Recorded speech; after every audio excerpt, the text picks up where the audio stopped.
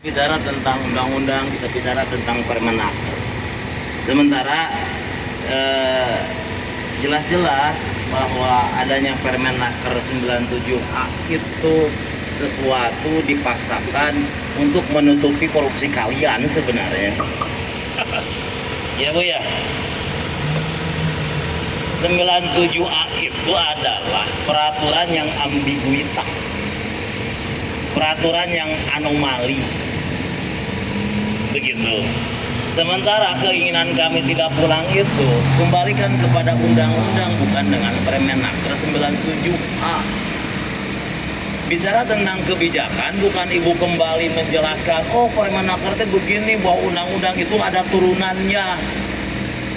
Saya sudah nggak peduli dengan hal itu sebenarnya, karena ini tidak selesai. Yang saya ingin pastikan itu kesamaan hak, ya hak Ibu Ombah bisa dikabulkan, itu saja. Ibu berdiri sini sebagai kacab, terus ada pengawas, terus ada kanwil. Ini kan aturan itu dibuat untuk kesejahteraan. Apabila ada aturan yang tidak mensejahterakan, bahwa aturan itu mesti dihapus. Lain orang kuduin duit kemana? Ke pusat, seolah-olah cuci tangan. Terus ibu jadi kacap erek naon, gitu Bu. Jadi Permenaker itu adalah sebuah peraturan kepentingan politik. Ya negara can bangkrut, duit rakyat masih kena loba, gitu kan ya, bikin Permenaker sehingga dana sosial itu diselewengkan, gitu Bu. Setelah dana pendidikan diselewengkan menjadi MBG, maling berkedok gigi, sekarang dana sosial juga diselewengkan oleh BPJS. Biar tidak ada ketidakpastian, saya tolong dengan harap, karena keluarga ahli waris itu berharap sudah 4 hari, ya mereka berharap tentang tuntutan itu. Kalau ibu kembali menerangkan itu, ya itu kan sudah debatable. Itu adalah kekeliruan berpikir kalian. Hari boga niat naon hayang ngahukuman, regulasi bisa ngabungahkeun rakyat, tapi regulasi dibuat begitu timpang, ambigu. Ya, setiap kepesertaan, kepesertaan yang akhirnya seolah-olah itu direaktivasi, itu artinya nonaktif, agar bisa sampai kepada 97 ayat 1 dan ayat 2. Padahal itu bicara tentang kepesertaan baru Bu. Di pasal 2-nya ya itu kalau lebih dari 3 bulan itu kan penuh haknya. Jadi teman-teman, kita berharap karena keluarga ahli waris di sini, makanya saya pengen uang yang ditransfer tanpa sepengetahuan persetujuan ahli waris itu masih tetap ada di rekening. Gitu ya Bu, yang 10 juta seolah-olah kayak malaikat mikun 10 juta tanpa kesepakatan.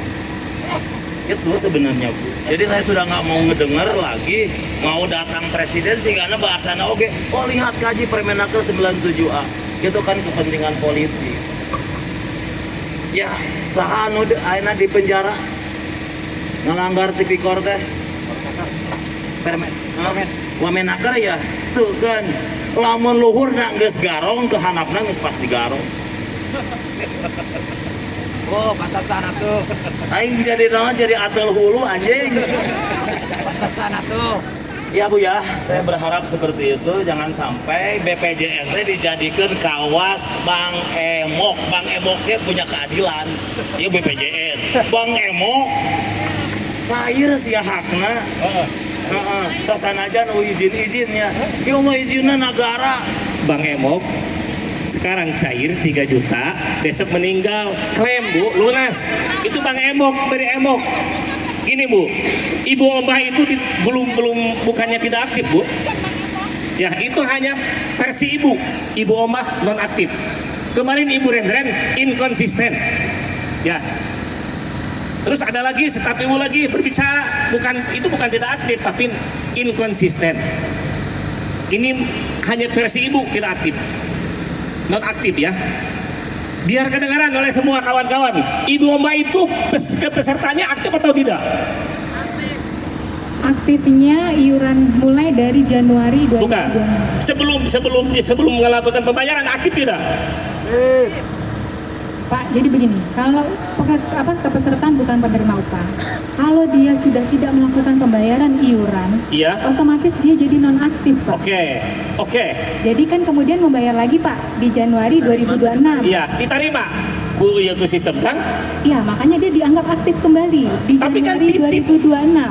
Saya melakukan pembayaran tidak merasa mereaktivasi. Kalau tidak aktif, tolong mana Pak Cip Suhanda? Ada nggak? Sini Pak Cip Suhanda. Nih, ini peserta lama nih, dari 2022 kalau nggak salah. Kemarin 2022 ya? 6 bulan ke belakang ini tidak bisa setor. Kita bisa lewat Briling, lewat M-Banking, lewat aplikasi Dana. Ini Pak Cip Suhanda masih adik almarhumah. Tidak bisa melakukan pembayaran. Informasi dari Briling ini harus ke kantor PJS. Dilakukanlah lewat adiknya yang jadi RT, ke Ibu Nijar ya. Ibu Nijar masih tetap di sini ya. Katanya ini harus diaktifasi lagi karena ini seolah-olah kan diblokir, tidak bisa melakukan pembayaran. Ya, itu non aktif. Ya, itu non aktif. Ada lagi Ibu Yati tidak bisa melakukan pembayaran. Ada keterangan non aktif. Boleh dibuka ke saya, ayo nggak? Terus ini si Ustad nih. Nih, Oh, si ini. Ustad nih. Ini keluarga pesantren Miftahul Khair, Bu. Ini mah benar-benar mah. Ini benar-benar meninggal ketika diverifikasi ke tetangga. Nah, kebenaran ke tetangga nak kehelat ke keluarga iya disebutkan kering lama. Edat kan ya? Itu kan BPU kematian. Mestinya verifikasi bukan ke tetangga, Bu. Tanya langsung ke keluarganya. Ya, misinya harus seperti BPJS Kesehatan. Ketika warga menjadi peserta BPJS Kesehatan, terus merasa sakit ke rumah sakit kan tidak diverifikasi. Kalau BPJS Kerja kan beda. Ketika meninggal dunia diverifikasi. Datanglah ke RT, ke tetangga. Oh, Ibu Adah mah sakitnya udah lama, udah 3 tahun. Gugur, ditolak ini neneknya ini. Ini keluarga pesantren Miftahul Khair nih. Guru saya. Ada berhenti ke pembayarannya. Ada. Enggak ada ini. Ada ini mah. Ini aktif terus. Ini aktif terus. Mau dibuka sekarang. Nanti akan kami angkat ke sini tuh. Ini banyak Bu persoalan itu. Terus gini, kalau peserta meninggal dunia dalam keadaan sakit, tidak cair. Harusnya gimana? Harus yang sakit tapi aktivitas gelo aturan itu. Banyak negeri aktivitas Bu. Padahal segmennya BPU DKI. Nah, ketika kita membuka dalam undang-undang itu seperti itu. Mau sakit, mau bayarnya bolong-bolong, tetap haknya 42 juta itu bisa diterima. Ya. Satu lagi pertanyaan tadi menjawab peserta ini. Peserta JKM ya, ketika meninggal dunia, apakah tidak boleh sakit dulu, Bu? Ibu jawab. Selama dia memiliki pekerjaan, beraktivitas ekonomi, tidak apa-apa. Dulu bapak saya Bu ya, lagi sehat, daftar BPJS Ketenagakerjaan, bukan penerima upah. Lalu sakit, tidak bisa bekerja. Saya nanya ke CS di sini Bu ya, iuran lancar Bu? Ini belum mati Bapak saya masih ada. Saya nanya, ini gimana? Kalau sudah tidak bekerja mah ya keluar aja, jangan menjadi anggota BPJS Ketenagakerjaan. Terus itu iuran yang ke belakang dikemanain? Apa saya sodako ke negara? Gimana itu? Jawabannya. Baik, Bapak, BPJS Ketenagakerjaan itu memang pelindungannya untuk masyarakat yang bekerja. Makanya kenapa namanya BPJS Ketenagakerjaan. Iya. Berbeda dengan BPJS Kesehatan. Iya, ini saya daftar lagi sehat nih Bu. Daftar saya sehat, terus amit-amit saya sakit, tidak bisa bekerja. Saya nggak bisa iuran lagi nih. Ini kata CS ini dulu, udah keluar aja. Solusinya cuma begitu Bu. Terus gimana iuran yang ke belakang Bu? Apa negara kurang uang? Harusnya itu disosialisasikan Bu. Karunya atuh batur lain kaos kieu teu cair deui gitu. 30.000 mending eueuhkeun we lah BPU teh. ya BPU meladang ternipu. Nah,